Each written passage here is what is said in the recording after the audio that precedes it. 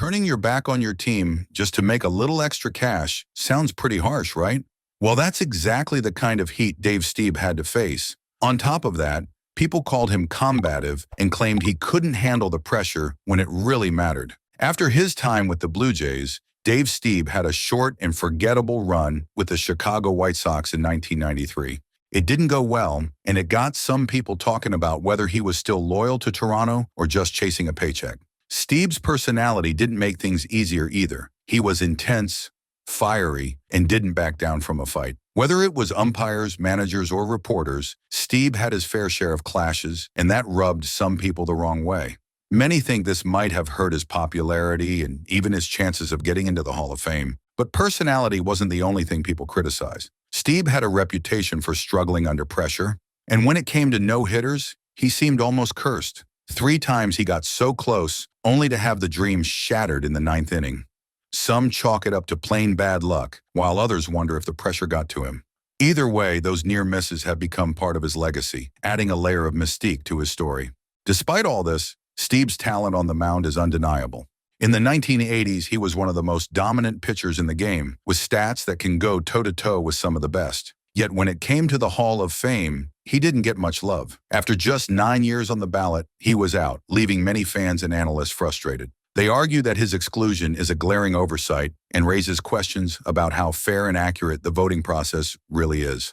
Taking a look back at his career, in his early years, Stieb wasn't even a pitcher. At Oak Grove High School and later at San Jose City College, he was an outfielder. He loved the outfield and had no real ambitions of stepping onto the mound. Even when he transferred to Southern Illinois University, he was primarily an outfielder. In his junior year, Stieb hit an impressive .394 with 12 home runs and 48 RBIs, earning a spot on the Sporting News All-American team alongside big names like Kirk Gibson and Bob Horner. But then, fate intervened.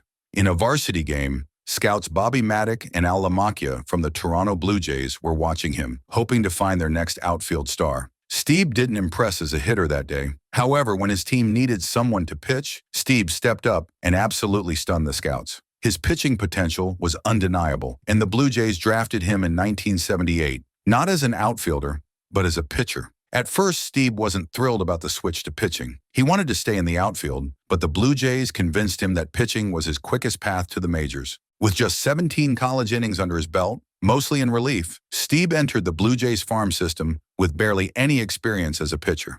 Despite his inexperience, he showed incredible promise. In 1978, he made 4 starts for the Single-A Dunedin Blue Jays, posting a 2.08 ERA. By 1979, he was pitching for the Blue Jays' Triple-A affiliate, the Syracuse Chiefs, where he had a 2.12 ERA over 51 innings. Less than a year after being drafted, Stieb made his MLB debut on June 29, 1979. It was a meteoric rise for someone who had barely pitched before. In his rookie season, Stieb made 18 starts, recording 7 complete games, a 4.31 ERA, and an 8-8 record. Impressive for a player on a struggling team. The Blue Jays were the worst team in baseball that year, finishing with a 53-109 record, but Stieb's talent was clear. By 1980, Stieb took a big step forward. He finished the season with a 3.71 ERA and solidified himself as the team's number 2 starter. That year, he also earned his first All-Star Game selection after a dominant April, where he posted a 1.06 ERA over 4 starts. Although the Blue Jays still struggled as a team, Stieb was quickly becoming their ace. The 1981 season, shortened by a player's strike, saw Stieb continue to shine. He led the Blue Jays with a 3.19 ERA and ranked 3rd in the American League in WAR. Rumors swirled about a potential trade to the Phillies for a young Ryne Sandberg, but the Blue Jays held on to their star pitcher.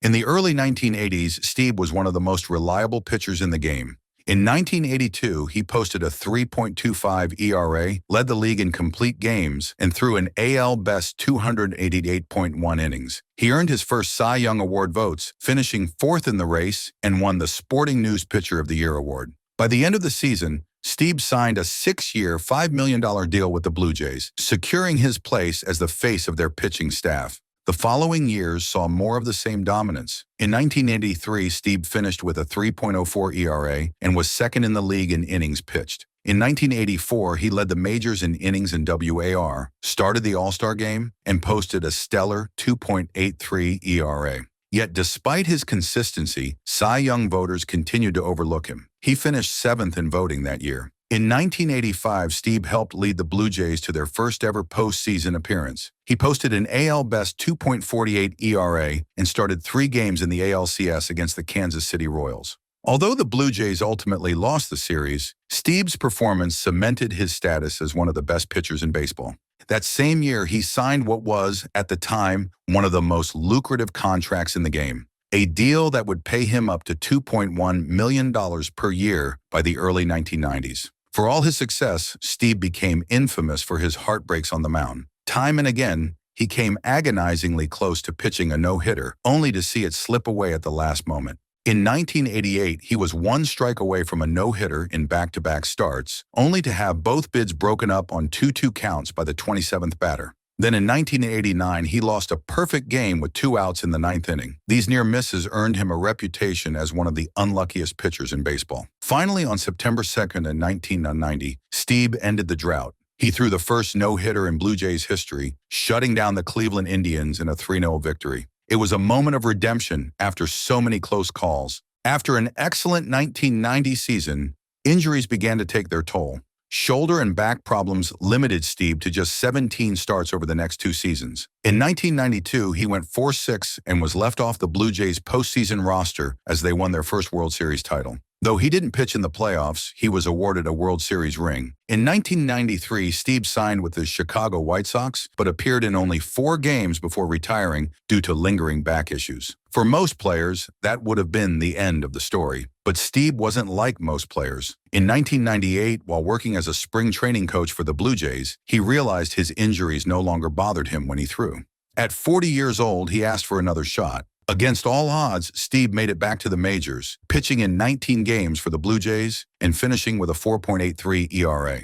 It was a fitting final chapter to a career full of surprises. During his career, he racked up 176 wins against 137 losses, a record that reflects both his talent and the challenges he faced on the mound. Interestingly, only Jack Morris managed to win more games than Stieb during the 1980s, underscoring just how dominant Stieb was during that era. Stieb holds several Blue Jays career pitching records, including the most wins, games started, shutouts, strikeouts, and complete games.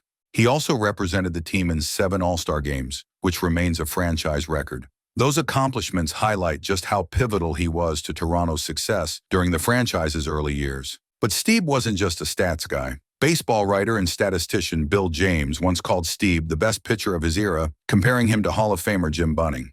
James argued that both deserved multiple Cy Young awards during their careers, but never won even one. In Stieb's case, he often pitched brilliantly, but was let down by poor run support, a recurring theme throughout his time in Toronto. In fact, his career is a case study in how great performances can sometimes go unnoticed. A 2009 panel of historians from Baseball Reference ranked Stieb as the 4th best pitcher of the 1980s, behind Tommy John and Hall of Famers Nolan Ryan and Bert Blyleven, and notably ahead of Jack Morris, who is enshrined in the Hall of Fame. Yet despite all this recognition and his undeniable talent, Stieb's relationship with the Hall of Fame has been complicated and frankly, a bit heartbreaking. Even if Hall of Fame voters overlooked him, the Blue Jays never did. On August 29, 2010, Stieb returned to Toronto for a special ceremony marking the 20th anniversary of his historic no-hitter, the only one in Blue Jays history as of 2024. That day, he threw out the ceremonial first pitch at Rogers Center, and fans received 10,000 Dave Stieb bobbleheads. His number, 37, was proudly displayed on the pitcher's mound, serving as a reminder of his incredible contributions to the team.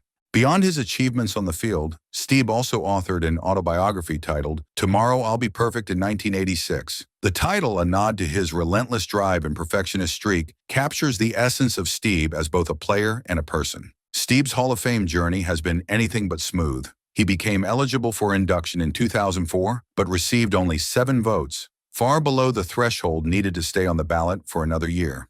This swift dismissal stung. In a 2017 interview with The Sporting News, Stieb admitted that he understood why he wasn't seen as a Hall of Famer based on traditional metrics like wins and losses. However, he felt that being eliminated from consideration so quickly was unfair.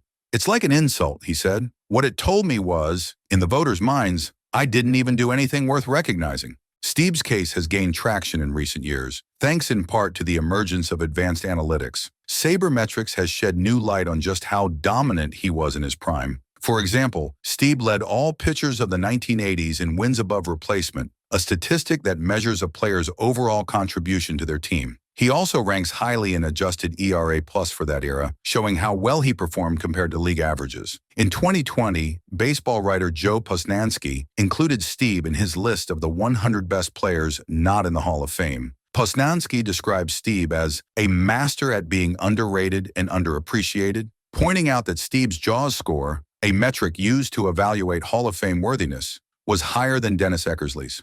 Eckersley, it's worth noting, was inducted into the Hall in the same year Stieb fell off the ballot. Jay Jaffe, the creator of the JAWS system, has also made a strong case for Stieb. He argued that Stieb was one of the best pitchers from a very underrepresented era in Hall of Fame history and noted that his career accomplishments fit well within the range of many Hall of Fame starters whose places in Cooperstown don't keep us lying awake at night. In 2022, Stieb's legacy received a fresh boost from Captain Ahab, the story of Dave Stieb, a 4-part documentary by Secret Base's John Boyce and Alex Rubinstein. The series delves into Stieb's career, particularly his struggles to close out no-hitters. He famously lost 6 no-hit bids after the 6th inning and 3 after recording 26 outs. The documentary also explored how the lack of run support from his team impacted his win totals, which in turn hurt his Hall of Fame chances. Captain Ahab also posed an intriguing theory. Stieb's brief comeback in 1998 may have unintentionally hurt his Hall of Fame candidacy.